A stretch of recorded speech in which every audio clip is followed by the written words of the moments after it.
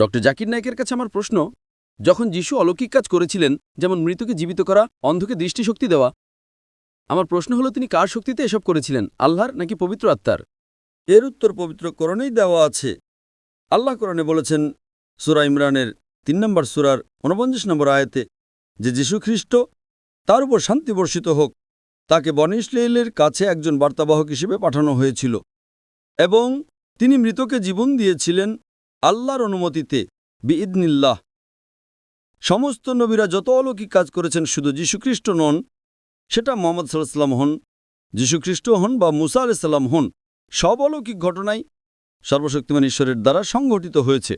তাই যখন যিশু মৃতকে জীবন দিয়েছিলেন, কোরআন বলে যে তিনি বলেছিলেন বিইদনিল্লাহ, অর্থাৎ আল্লাহ সুবহানাহু ওয়া তাআলার নামে জেগে ওঠো। যখন তিনি জন্মান্ধ এবং কুষ্ঠরোগীকে সুস্থ করেছিলেন, সেটাও তিনি আল্লাহ সুবহানাহু ওয়া তাআলার নামেই করেছিলেন।